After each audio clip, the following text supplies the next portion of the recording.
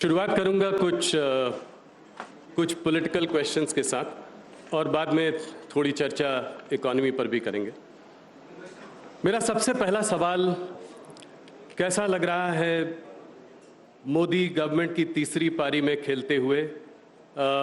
Opposition तमाम बातें कर रहा है, कह रहा है कि ये कोएलिशन की सरकार है। तो क्या इस सरकार में निर्मला सीतारमन बोल्ड रिफॉर्म्स कर पाएंगी या नहीं? बोल्ड रिफॉर्म्स बिल्कुल कर पाएंगे और ये सरकार 100 दिन कंप्लीट भी हो गया। कोई भी अप्रीहेंशन का आवश्यकता नहीं है। जैसे पहले अच्छा जनता के लिए स्कीम्स हो या सिस्टमिक रिफॉर्म्स हो, वो सब बिल्कुल चलेगा। 100 दिन पूरे हो चुके हैं। आपसे एक सिंपल सवाल पूछना चाहता हूं, इस सरकार की क्या उपलब्धियां रही हैं इन 100 दिनों में? पहले भी बहुत बातें हुई थी, 100 डे एजेंडा भी बना था, क्या क्या अचीव कर पाए हैं अभी तक आप लोग? अब सीधा देख लीजिए ना, फिनांस मिनिस्ट्री के विषय में ही जी। आप OPS NPS debate, OPS NPS के डिबेट अभी मूव होकर के यूपीएस वो एक अच्छा सा ऑल्टरनेटिव आ गए हैं, जिसको पूरे सेंट्रल गवर्नमेंट के employees federation of unions welcome कर चुके हैं। मैं उनको पूरे मन से धन्यवाद भी कही पार्लियामेंट में ही बजट सेशन में। उसके बाद details of the UPS has come out, जिसको हर वर्ग वेलकम ही किया है। सो एकदम सीरियस और सेंसिटिव मामला, जिसके ऊपर आने वाले 20 साल का स्टेट और सेंटर के फाइनेंसेस के ऊपर सीरियस असर पड़ने वाले विषय है जी। उसका अच्छा सा सॉल्यूशन हमने निकल कर दिया। इसके अलावा अब देख रहे हैं कि विश्वकर्मा योजना के तहत गांव-गांव से जो छोटे-छोटे कामगार होते हैं, जो छोटे टूल्स के साथ उनके ट्रेडिशनल बिजनेसेस करते हैं, 18 ऐसे ट्रेड्स को उसमें लिस्ट किया गया है। उन सबको चुन करके 2.2 करोड़ का एनरोलमेंट हुआ है जी। और प्रधानमंत्री जी पहला हिस्से में जितने भी लोग को देना है वो स्कीम का शुरुआत, जिसमें ट्रेनिंग भी होगा, पूरे किट भी देंगे। वो ट्रेनिंग के समय हर दिन 500 रुपया भी उनको दे रहे हैं। ऐसे अंत्योदय के दृष्टि से जो हमारे पिछले 10 साल में एक्टिवली स्कीम्स आया था, वो भी चल रही है विश्वकर्मा की योजना से। और बजट में मानती हूँ वो 5 ऐसे ट्रेनिंग और एम्प्लॉयमेंट के लिए स्कीम्स हमने ले आए, जिससे 1 करोड़ लोगों को ट्रेनिंग और इंटर्नशिप के द्वारा जॉब अपॉर्चुनिटीज भी मिलने वाले हैं 5 साल के अंदर। उसको हम रोल आउट कर रहे हैं। और इसके साथ साथ आप देख रहे हैं एमएसएमई के लिए, माइक्रो स्मॉल मीडियम एंटरप्राइजेस के लिए, लघु उद्योग के लिए हमने 8 ऐसे स्कीम नहीं बोलूंगी, रिफॉर्मेटरी स्टेप्स ले आए, जिसके वजह से उनको बैंक से अच्छा बिना कोलैटरल लोन मिलने का हमने फंड भी क्रिएट किया। और अब तक हमारे देश में एमएसएमई का मेन प्रॉब्लम यही था कि वर्किंग कैपिटल तो मिल रही है बैंक से, मगर हमें बड़े इंडस्ट्री जैसे टर्म लोन नहीं मिलता है, जिसे हम प्लांट एंड मशीनरी का भी इन्वेस्टमेंट बैंक से ले पाएंगे जी। उसको भी हमने बिना कोलैटरल आज टर्म लोन देने के लिए व्यवस्था बन चुके हैं, जो बजट स्पीच के दौरान भी आए जी। ऐसे बिजनेस आगे बढ़ाने के लिए, लिक्विडिटी हर एक को मिलने के लिए, उनका रिटेल लोन हो, पर्सनल लोन हो या ऐसे बिजनेसेस का लोन हो, उन सब का सुविधा भी हमने घोषणा की। क्या इस तीसरे कार्यकाल में, क्योंकि आपकी कोएलिशन सरकार है, क्या आपके ऊपर कुछ दबाव है? इस बार बजट बनाते वक्त निर्मला सीतारमन क्या सोच रही थी? आपने बिहार के लिए और क्या कहते हैं आंध्र प्रदेश के लिए सॉप्स भी दिए हैं, आपने फार्मर शॉप के बारे में बहुत सारी बातें की हैं। तो क्या पहले से कुछ फर्क हुआ है, कुछ बदलाव आया है कि इस तरह का भी एक रोल बैक सरकार का भी आप लोगों के लिए कहा जाता है कि आप लोग कुछ करते हैं फिर रोल बैक कर देते हैं, तो किसी तरह का कोई दबाव है क्या? मैं ये समझना चाह रहा था। मुझे नैरेटिव सेट करने वाले और उसके आगे बढ़ाने वाले, उसमें एक आध मीडिया के लोग भी हैं, मैं छोड़ूंगी नहीं उस बात को। मीडिया के द्वारा आगे बढ़ाने के लिए ऐसे एजेंडा सेट करने वाले तो पूरे उनके परफॉर्मेंस हाई लेवल पर है। नैरेटिव सेट करो, फिर सरकार उसको एक्सप्लेनेशन करते जाएगी या डिफेंड करते जाएगी, ये तो चल रही है और बेबुनियाद बहुत सारे नैरेटिव आ रही है। इसमें ये एक यू टर्न का मामला भी हुई है जी। यू टर्न कहाँ हुआ? मेरे मंत्रालय के विषय में मैं बोल रही हूँ। जब हर बजट के समय पर पिछले 5 बजट्स में बजट पेश करने के बाद पूरे देश भर घूम करके चार्टर्ड अकाउंटेंट्स हो, टैक्स एक्सपर्ट्स हो, इंडस्ट्री, चेंबर ऑफ कॉमर्स हो, सबसे बात करके पेश किया हुआ बजट के ऊपर सुझाव ले आकर के ट्रेशरी अमेंडमेंट्स हम करते थे, जिससे मुझे याद है, बिल्कुल याद है, एक बार शुरुआत में लोग हमसे पूछते थे ये क्या है, अभी बजट पेश हुआ और रिसेस के बाद सेकंड सेशन शुरू हो रही है बजट का, उस समय आप इतने सारे अमेंडमेंट्स ले आ रहे हैं। जी। मैं डिफेंड भी किए, अमेंडमेंट्स इसीलिए ले आ रहे हैं, सुझाव जनता से जब आता है हम उसको अपनाते हुए उसको करेक्शन के रूप में ले आ रहे हैं। ये इंडेक्सेशन के मामले में, कैपिटल गेन्स और इंडेक्सेशन के मामले में हमने जनता का आवाज सुनने के बाद, ऑल्दो पहले जब ले आए पूरे कंसल्टेशन के बाद ही ले आए जी, हर असेट क्लास को एक जैसे ट्रीटमेंट देना है इसीलिए ले आए जो प्रस्ताव था।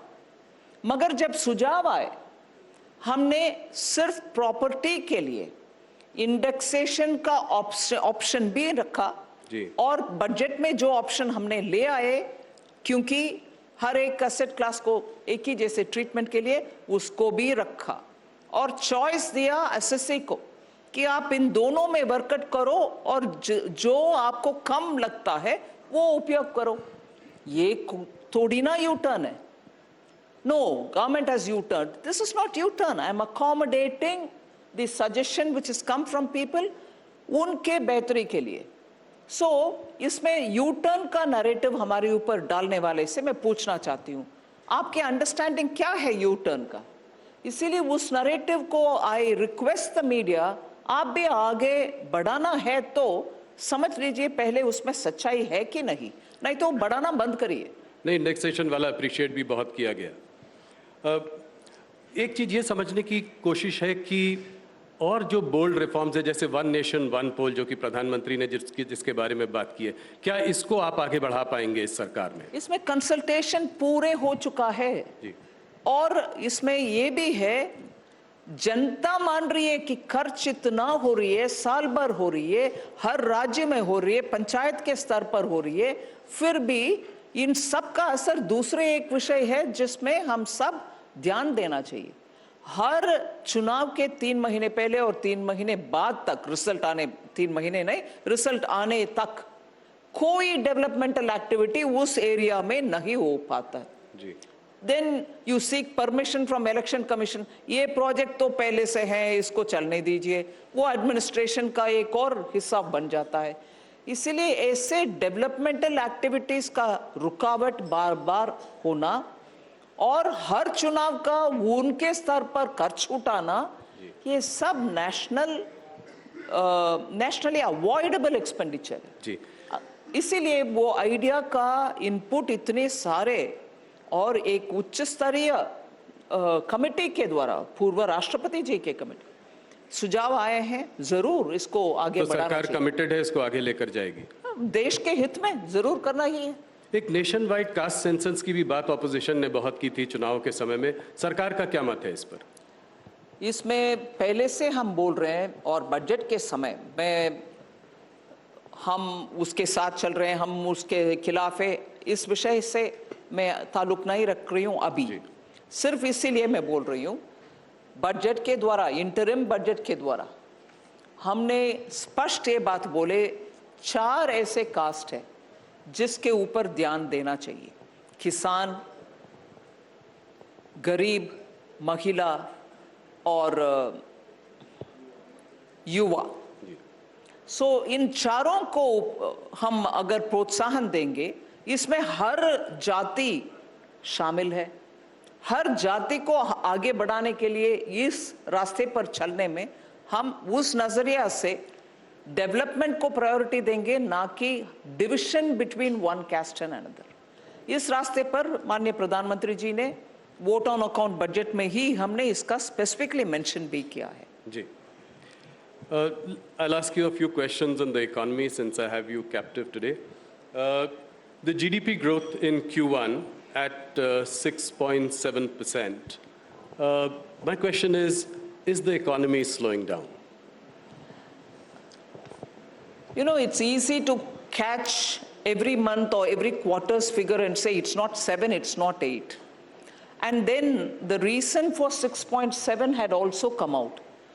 The chief economic advisor has also mentioned that because of elections, the capital expenditure which was announced, 11 lakh crores, slightly over it, didn't find much of an expenditure happening in the Q1 because every department was probably looking at post-election time. As a result, the large chunk of influence or impact which could have been had because of the public expenditure was muted. That's right. And therefore, to that extent, it shows in the Q1 numbers. But subsequently, Q2 and we are in the third quarter, the expenditure will pick up, and that will, I suppose, trigger the little slowing down that you suspect to move faster. You know, India remains one of the fastest growing economies of the world. Given right now that, you know, there is some soft GDP growth and the inflation is also moderate, do you think there is a case for monetary easing? I'm asking for your view. Yes, my view being said here will become, Finance Minister expects RBI to bring it down. I don't want to add to that. RBI is doing its full analysis and taking a call. And therefore, I expect them to look at the economy as a whole, both for growth and for inflation. You know, it's election season. We have 4 state elections coming up. I wanted to ask you a question around freebies. How concerned, how worried are you about political parties promising freebies? You know, the Prime Minister was the one who really took this up, spoke against the Revdi culture in a big way. But now I see that some of your governments are doing exactly the same thing. You know, in Madhya Pradesh, we had Ladli Bahna. Now we have Subhadra that is being announced tomorrow in Odisha. Then again in Maharashtra.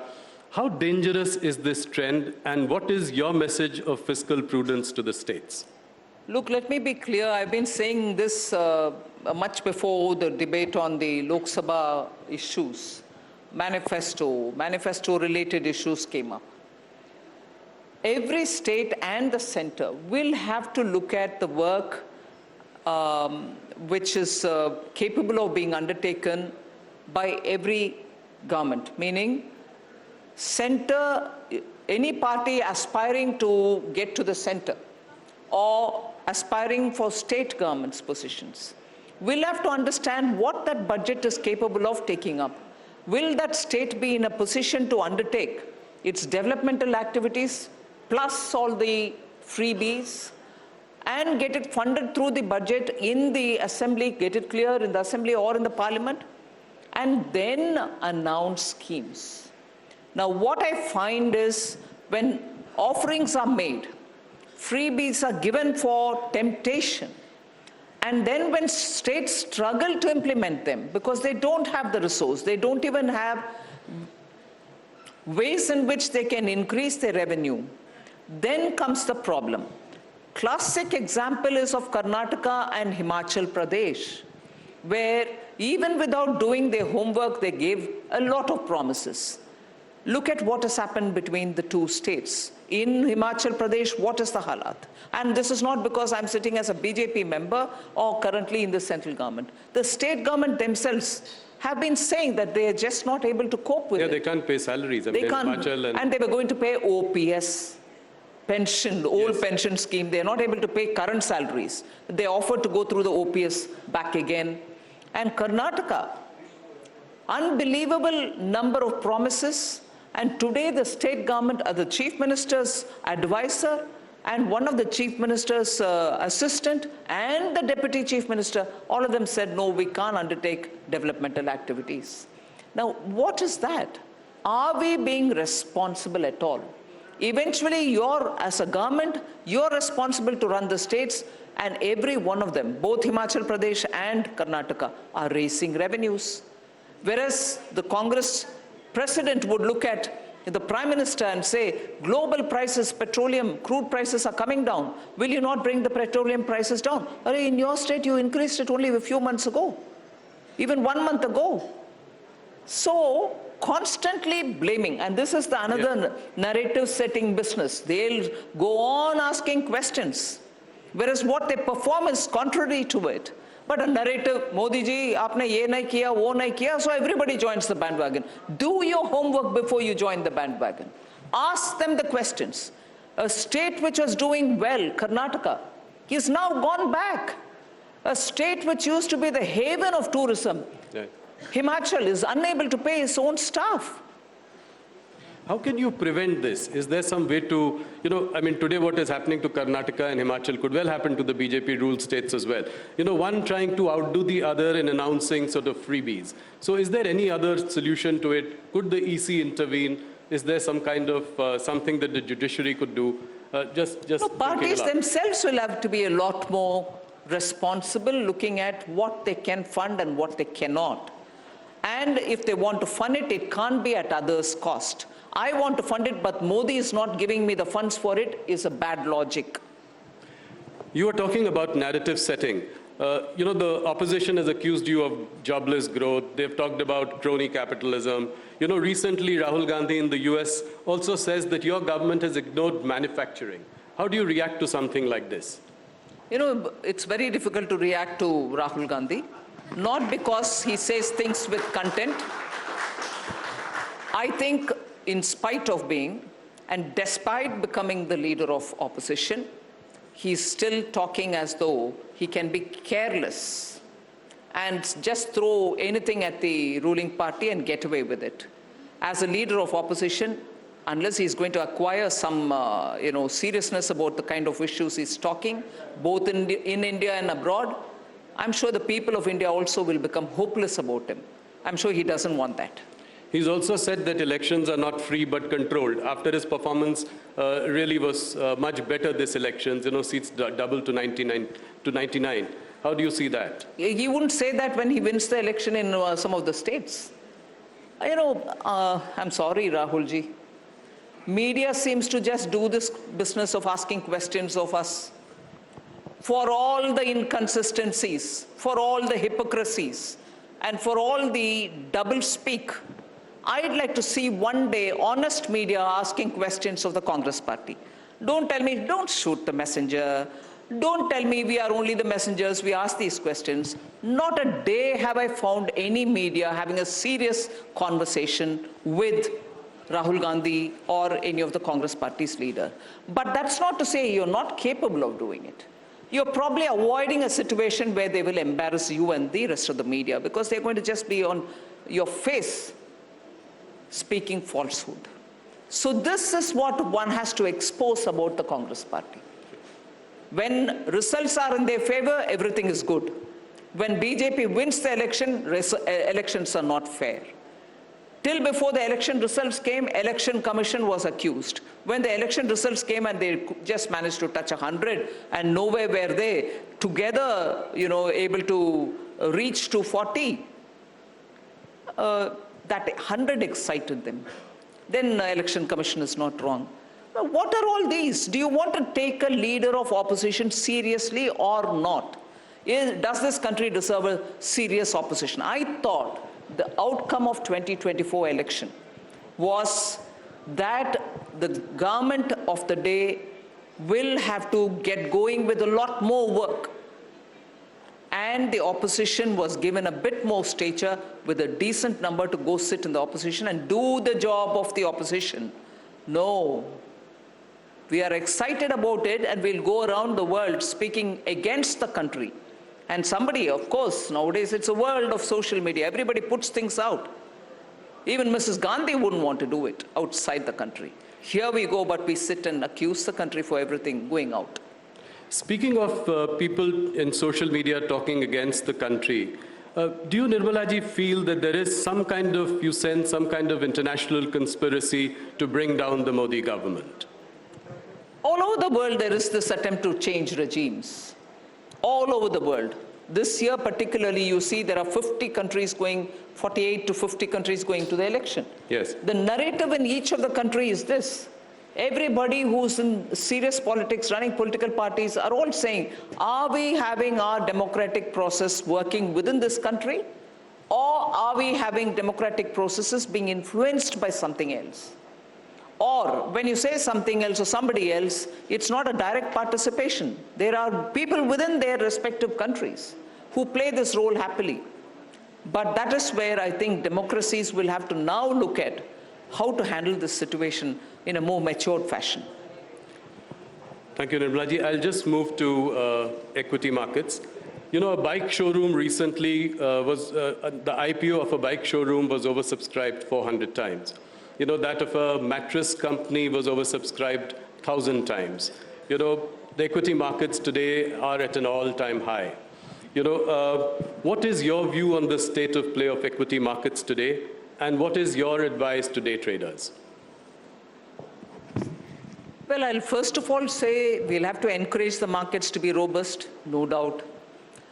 But particularly when speculative activities are too much, there needs to have a sense of caution in our minds. We need to have it. And we also need to make sure that people with their savings don't go to engage in high fluctuating or high risk ventures. No harm in participating in F&O, or no harm in going and investing in the equity market. But eventually, we need to be using financial information, authentic information, before we take a call. You know, I asked this question with a little bit of care. You know, I think that, you know, I sense that the RBI is concerned about the lending spree by, you know, these fintech companies. I also see SEBI concerned about discount brokers, zero broking. You know, so in that context, is there some kind of a bubble building up? Is there irrational exuberance happening? That's exactly what the SEBI referred to, and I've also remotely once mentioned about it. There needs to be a bit of caution on it. But that's not to suffocate the market. That's not to suffocate people who want to go and engage themselves there. It's not at all to suffocate, but it also is a note of caution so that people don't end up losing money, sure, which they don't go to actually, but understand the full risk and then engage. Okay. Finance Minister, Ms. Madhuri Puri Bhuj was one of the rare pedigreed professionals from the private sector who got drafted into the government, into this regulatory role as SEBI chairman. What is your assessment of the situation involving Madhuri Puri Bhuj? Well, I think quite a few of the allegations are being answered by her and by her husband, I think also. Yes. Both of them together are defending themselves and putting out facts to contradict those which are being alleged by the Congress party. So I think the facts will have to be taken on board.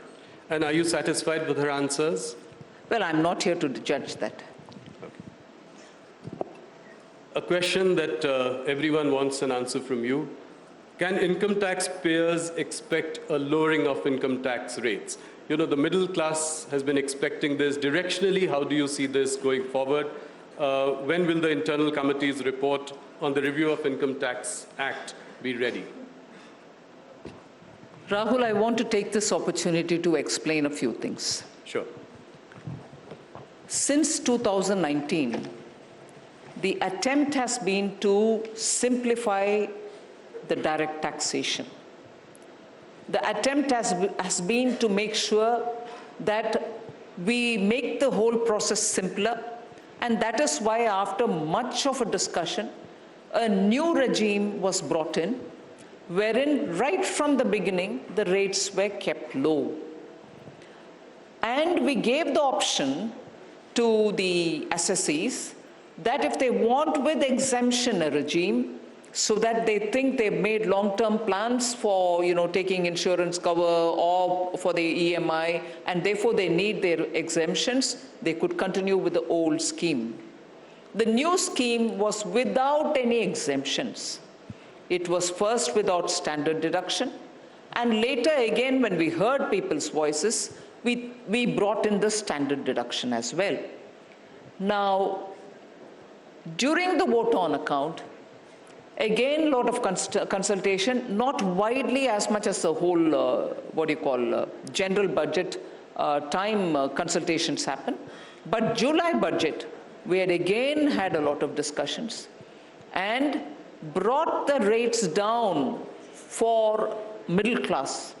In fact, people with higher income brackets were pushed up towards the lower rates. Right. Not one rate was increased.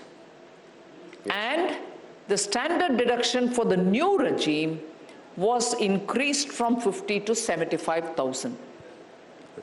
So if anything, keeping the middle class in mind, Honorable Prime Minister had in July budget said that the rates be brought down and more slightly higher income also get covered under the lesser rates. So keeping in mind the middle class is what we have done through the new regime, both in terms of increasing the standard deduction and in terms of bringing the rates down. Now, there are very many other things that we are doing for the middle class as well. Yes. Now, I understand there are people, middle class, who feel that the rate reduction which is happening for the new scheme should also be available for the old. Right. The enhancement in the standard deduction which is offered for the new should also apply to the old. The new regime was brought in consciously to simplify, reduce, and make it easy for complying. The income tax manual is like this. You have to search for everything, every provision. Yes. We wanted to simplify that. All the exemptions and the provisions which are given for it will have to be removed. And therefore, we brought the new regime.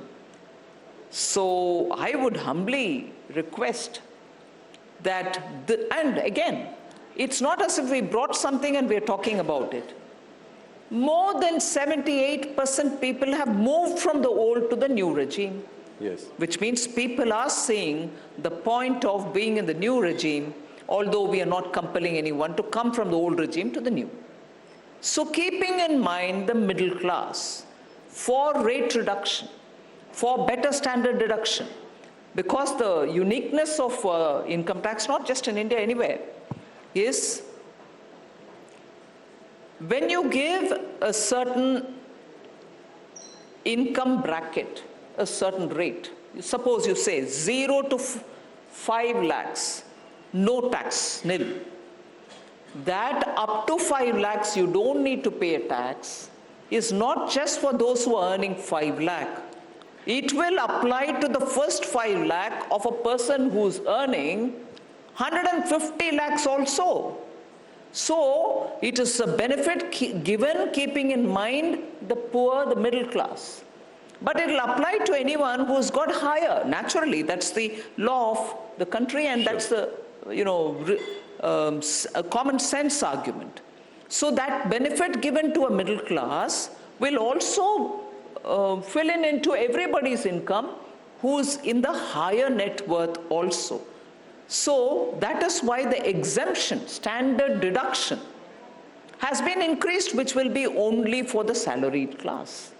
So we are looking at various ways in which the middle class will be given the benefit, and the higher net worth are not getting benefit because of that, and therefore, we let them go simply. That doesn't happen. Right. So the ways in which we are bringing these, reductions to benefit the middle class are being carefully looked into, and only then we are taking a call. And now, up to 7 lakhs, there is no tax to pay. GST was one of the boldest reforms of this government. My question is that, Can we expect some more stability and certainty with GST rates in time to come? You know, World Bank had done a study of 115 countries. Almost 50 countries just had a single slab. You know, another 30 countries probably had a two-rate structure, but we still have 5, you know, 0, 5, 12, 18, 26. So is there some rationalization that you're looking at in time to come? Yes, the group of ministers is working on it. About GST, there are two things. One, to bring the rates down further, simplify it, and put essential goods into one category, which is the lowest. But the ways in which this has to be done will have to be decided by that group of ministers first, and then the council, which looks into the recommendation. All these are part of the simplification and rationalization of the GST. Finance Minister, quick commerce is quite a rage these days. You know, there are new startups, Zepto, Blinkit, Swiggy, Instamart, Flipkart Minutes. You know, does your party worry about the impact of this on Kirana stores or the local banya, which is your core vote base? You know, one of your cabinet colleagues had also said that 50% of retail traders' e-commerce is not a subject of great pride. You know, it could be some concern because there could be some social disruption. How do you see this phenomena? Yes, it is important to take care of the small traders, the retailers, not just because they are people with a lot of, membership and also sympathy for the BJP, not because of that. This country needs that kind of support for small and medium industries and for small traders in particular. The retailers need all the help. And because of predatory pricing or deep pockets, their businesses are getting affected. We'll have to give a serious thought, and the Commerce and Industry Minister is fairly seized of this matter. Right. You know, next financial year, the fiscal deficit target set is 4.5% of GDP. Are you confident of being able to live within this target? Yes, I'm confident and I'm hopeful. Before I let you go, just a couple of questions. One on Tamil Nadu. In 2026, Tamil Nadu goes to state elections. Would you look at some kind of an alliance with AIA-DMK, considering that this time your Lok Sabha elections, your performance was less than spectacular? Would there be a review of that? Well, yes, the central party takes the call on alliances all over the country, for every state and also for the national Lok Sabha elections and so on. Even for the state election, it will be the central party which will take a call on what should be at all on the alliance matter. Okay. Do you think that the temples in Tamil Nadu should be freed from state control? You know, considering you have a state government which does not believe in the existence of God. Do you think that that should be done? Yes. Wherever temples are with the government, it should ideally be left to the devotees and the devotees. It should be managed by well-wishers, devotees in the place, rather than be kept in the government's control. Finance Minister, thank you so much for joining us. You always are very gracious, give us a lot of time, answer all the questions. Thank you so much. Ladies and gentlemen, a big hand to Nirmala Sitharaman.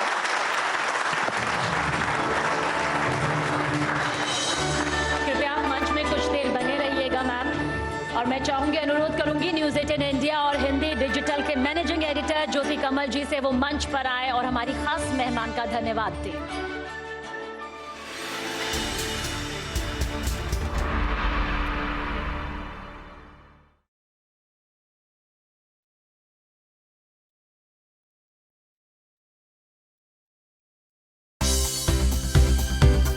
For more news and updates, all you need to do is follow CNBC-TV18 on all of our digital platforms.